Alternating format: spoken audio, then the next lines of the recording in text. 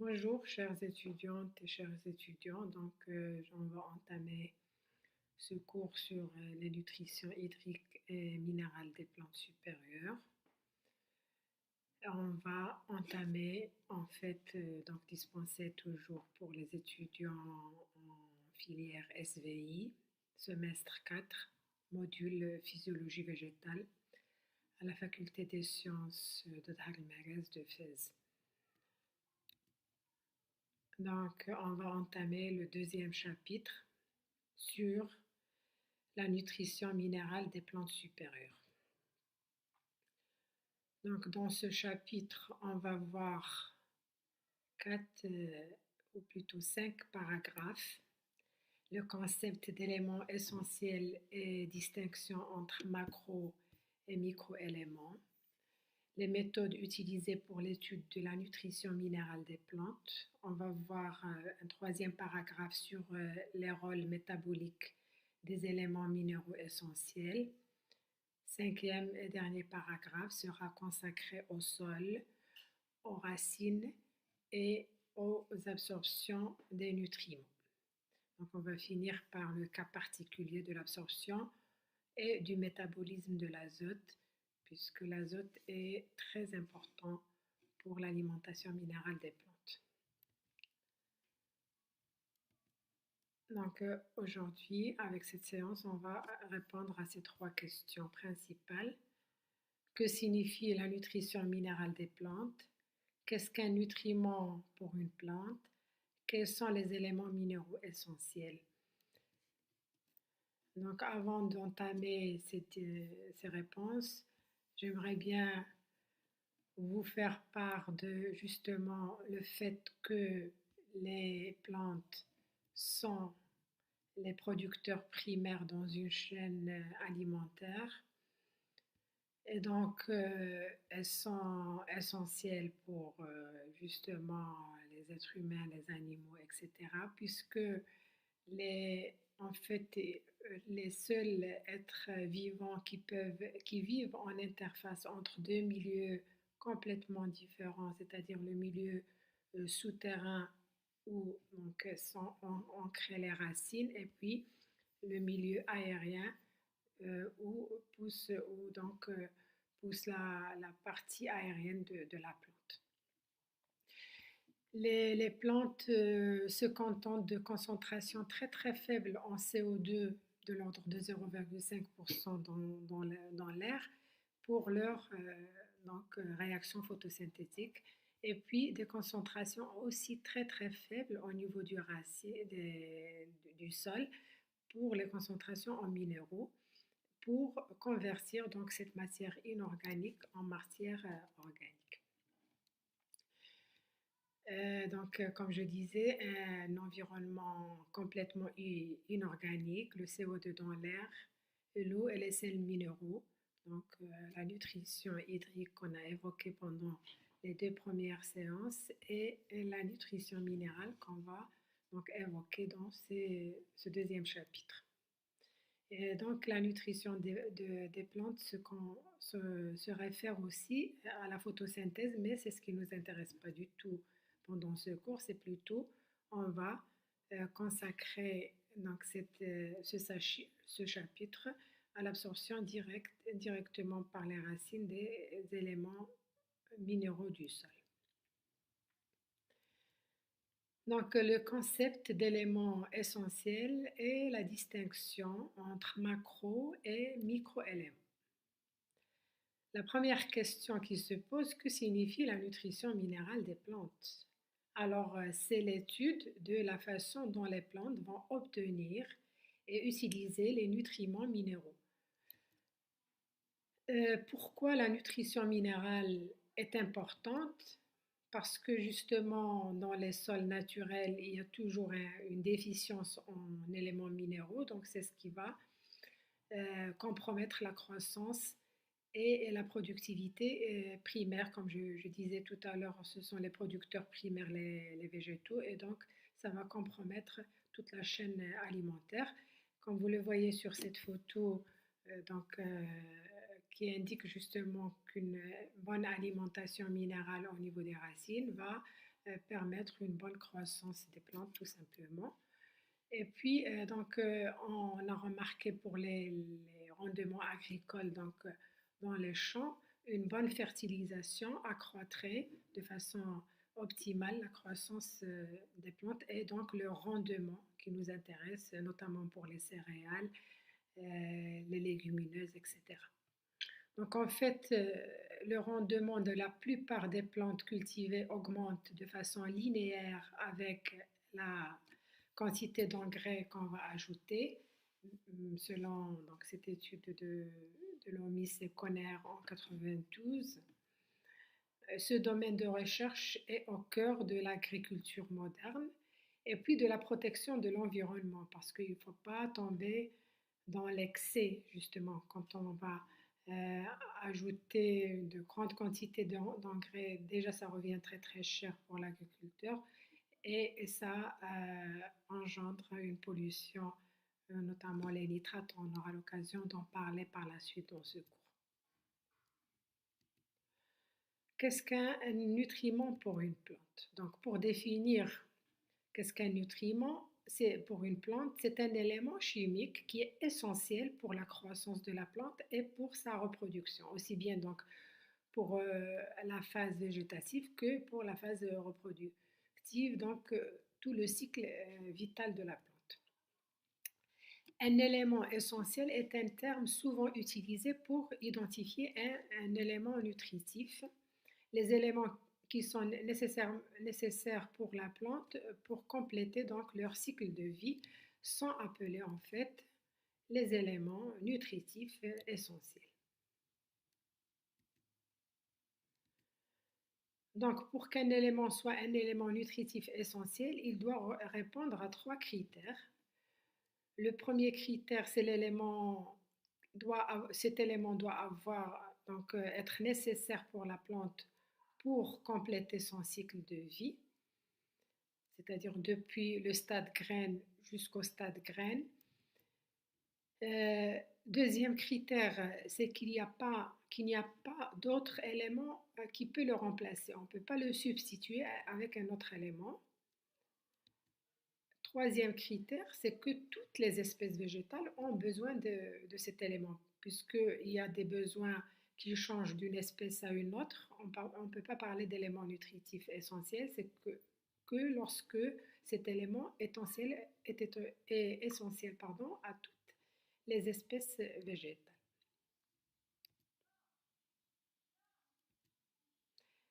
Donc les plantes ont besoin de ces éléments. Les chercheurs en nutrition minérale ont relevé donc ces 16 éléments qui sont essentiels pour la croissance des plantes. Chaque élément a une fonction cruciale et très importante pour la plante. Ces éléments sont donc nécessaires en quantité variable selon les tissus végétaux, c'est ce qu'on va voir par la suite. Donc les éléments nutritifs diffèrent par la forme sous laquelle ils vont être absorbés par les plantes. Par exemple, pour l'azote, c'est sous forme de nitrate ou d'ammonium. Pour le phosphore, c'est sous forme de phosphate, etc. Donc la forme diffère d'un élément à un autre.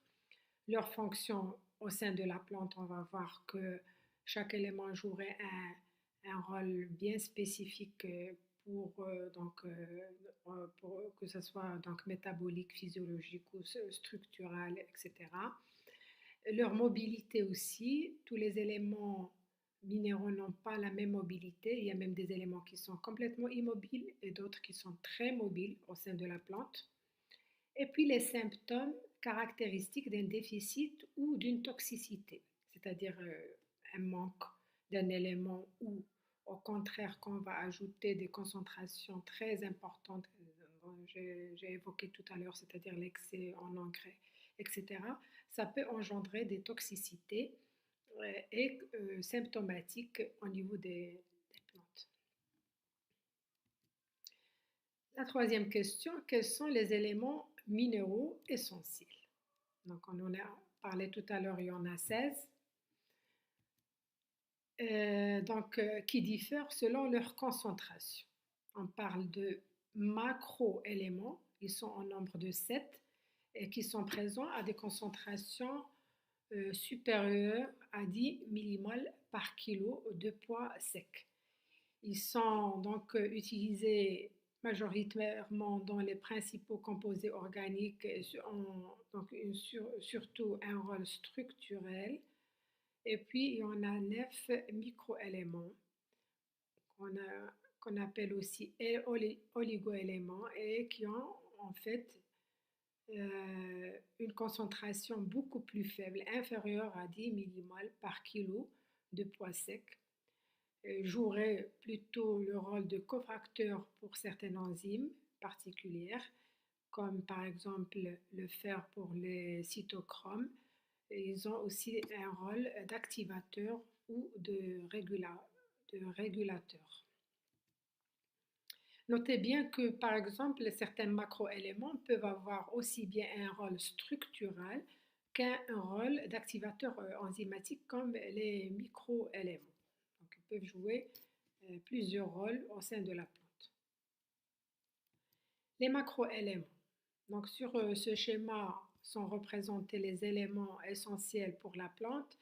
On met à part le carbone, l'hydrogène et l'oxygène, donc dû à l'absorption du CO2 pour les réactions photosynthétiques, comme j'ai dit tout à l'heure, ça ne nous intéresse pas dans ce cours. Ce qui nous intéresse, c'est les 4%. Donc, vous voyez, c'est une proportion beaucoup plus faible que la proportion que prend le carbone, l'hydrogène et l'oxygène au sein de la plante.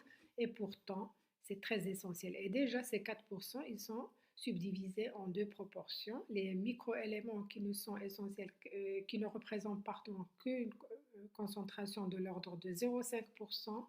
Et pourtant, un seul élément, un seul microélément, s'il est ôté dans la solution nutritive, ça va compromettre la croissance et on aura des symptômes de déficience sur la plante physiologique et physionomique. Et puis les macroéléments qui représentent de 3 à 5%. Donc déjà, qu'est-ce que c'est que ces macroéléments? C'est tout d'abord l'azote, le potassium, le calcium, le phosphore, le magnésium et le soufre. Les microéléments, c'est le fer, le chlore, le manganèse, le bore, le zinc, le cuivre et le molybdène. Donc, comme je disais, ça ne représente la totalité des éléments minéraux que 4% de la masse d'une plante et cependant la croissance des plantes est très très sensible à la carence en un seul élément parmi ces éléments, ces 16 éléments qu'on a évoqués à l'instant.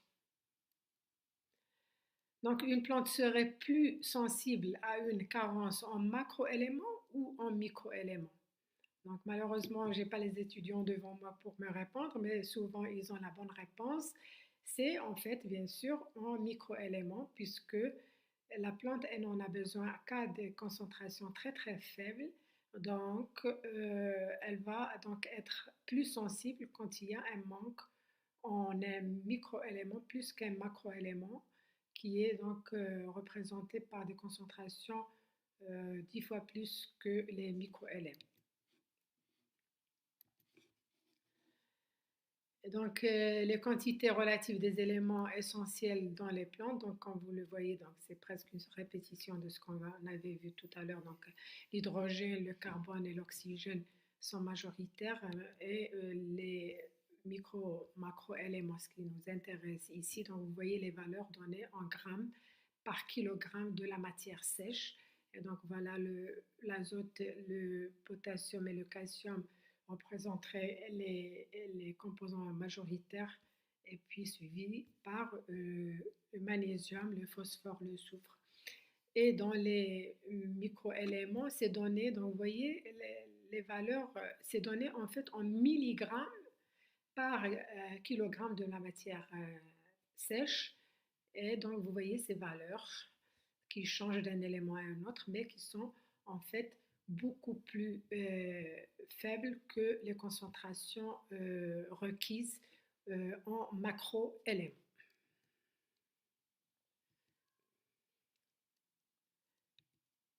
Donc j'entoure, donc ces éléments ne sont pas, donc j'insiste là-dessus, considérés comme nutriments minéraux. Par contre, vous voyez les éléments majoritaires et importants, en fait, qui font souvent déficience dans les sols agricoles et donc on ajoute souvent des engrais. On aura l'occasion d'en parler par la suite. C'est l'azote, le potassium et le phosphore.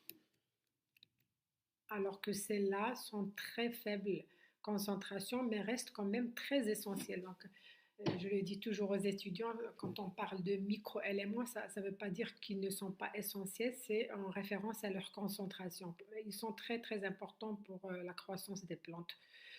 Et comme je disais, un seul élément qui ferait défaut dans le sol va compromettre la croissance normale et le cycle vital de la plante. Ça, c'est donc ce camembert pour montrer justement les concentrations en macroéléments. Donc le bleu, l'orangé, plutôt le rose foncé et le vert, c'est contribuent aux trois éléments importants, l'azote, le potassium et puis le calcium. Et puis le phosphore, le soufre et le magnésium, presque les mêmes proportions. Comment peut-on déterminer les éléments essentiels? Alors, on peut les déterminer par les techniques donc des études nutritionnelles.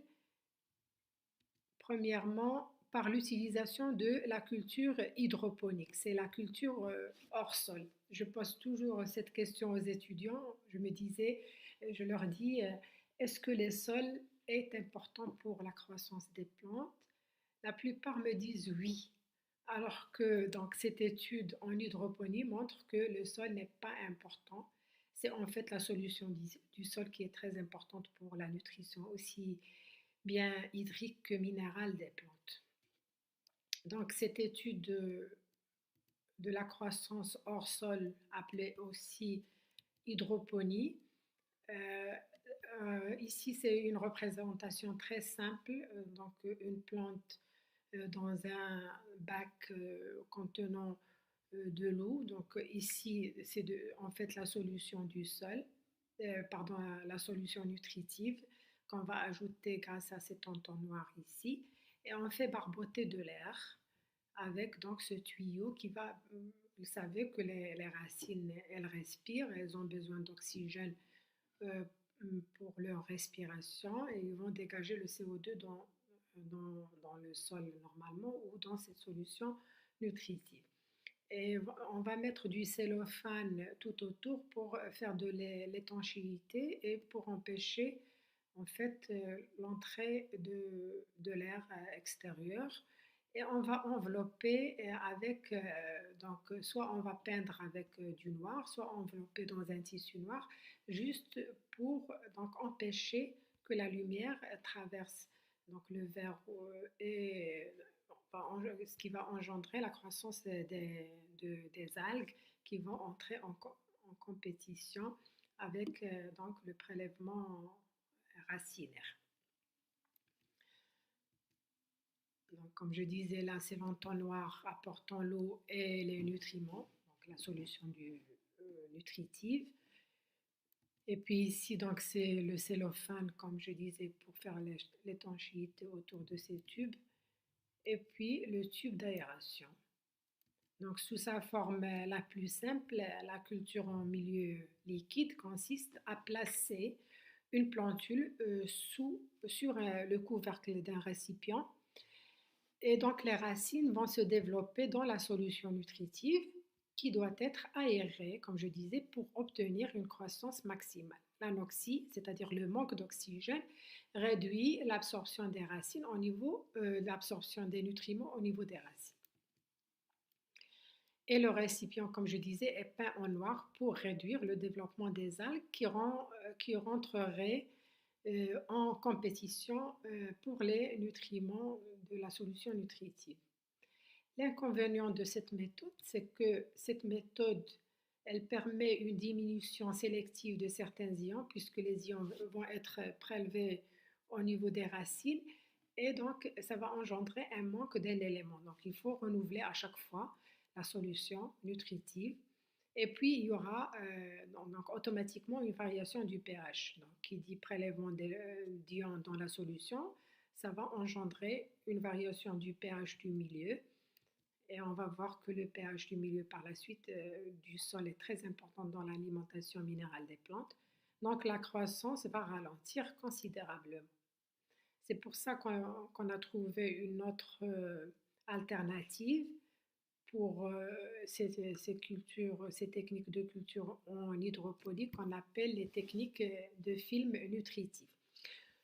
C'est pour la production des plantes en hydroponie. Donc, c'est un système hydroponique pour la culture des plantes dans une solution nutritive dans laquelle la composition et le pH peuvent être contrôlés automatiquement. En fait, ici, c'est un bac où on met la solution nutritive menée par une pompe qui permet de pomper la solution nutritive. Et donc, ici, les plantes cultivées en hydroponie et donc la flèche montre la montée de l'eau dans le tuyau ici. Et donc après la flèche montre donc l'eau qui va redescendre et qui va permettre aux racines d'être baignées par la solution nutritive. Et donc ici on fait l'agrandissement pour voir qu'est-ce qui se passe au niveau des racines. Donc vous voyez les racines qui baignent dans ce film. C'est pour ça qu'on parle de film nutritif parce que c'est une couche fine de la solution nutritive qui va parvenir au niveau des racines et qui va être renouvelée constamment puisque cette solution qui va donc arriver au niveau des racines va redescendre parce que, comme vous le voyez ici, c'est légèrement incliné, donc ce tube qui est légèrement incliné et qui permet à la solution nutritive de redescendre par percolation. Donc, vous voyez la pompe et donc les plantes cultivées dans un tube ou dans un bac légèrement incliné, comme je viens de le dire, et la pompée va donc permettre de faire circuler la solution nutritive du réservoir vers l'extrémité de la plus haute du tube. Donc les racines ici, comme je disais, poussent sur un fond de tube et baignent continuellement dans ce fil de la solution nutritive aérée, puisqu'il y a aussi, la pompe permet l'aération aussi, donc l'apport de l'oxygène. Donc la solution va descendre par la suite par percolation, par gravité. Ça, c'est d'autres variantes de ce qu'on vient de voir. Donc il existe plusieurs variantes, on ne va pas rentrer dans les détails. Et donc là, c'est juste pour vous montrer que commercialement, on fait appel à cette culture hydroponique, par exemple dans la région d'Agadir, donc dans le sud du Maroc, Dakhla, etc. On fait appel à cette culture en hydroponie pour les grandes cultures de la tomate surtout, c'est la championne dans tout ça. Aussi de la salade aussi, culture de salade en hydroponie, de tomates comme je disais, qui est le produit leader de la culture hydroponique. On va passer à la solution nutritive. Donc, pour maintenir la croissance rapide des plantes, il faut avoir une solution nutritive bien dosée. Le premier ou le pionnier à développer une solution nutritive, c'était Knops, qui a normalement fabriqué sa solution nutritive avec 4 éléments très simples. Donc, le nitrate de potassium, nitrate de calcium, le KH2PO4, sulfate de magnésium et un sel de fer. Cette solution nutritive a été estimée contenir tous les minéraux requis dont la plante a besoin. En effet, ces expériences, ils se sont donc révélés que ces sels n'étaient pas purs et donc ils apportaient en fait tout ce qui est micro-éléments qu'on a évoqué tout à l'heure de façon inconsciente,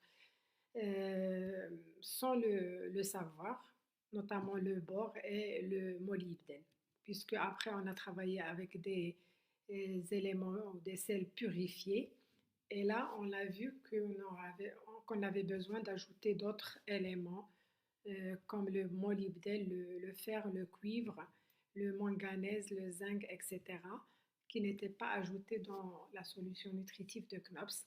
Et on parle justement de cette solution nutritive de Hoagland, donc un Allemand qui a donc rétabli justement cette solution nutritive en travaillant avec des sels purifiés, comme j'ai dit. Le rôle métabolique des plantes, des éléments minéraux essentiels et la mobilité des éléments essentiels. Donc, je vais m'arrêter là et je vous dis donc à la prochaine puisqu'il faut faire en fait des séances d'une demi-heure. Donc, j'arrête là et je vous dis à la prochaine fois pour continuer sur les mobilités des éléments essentiels.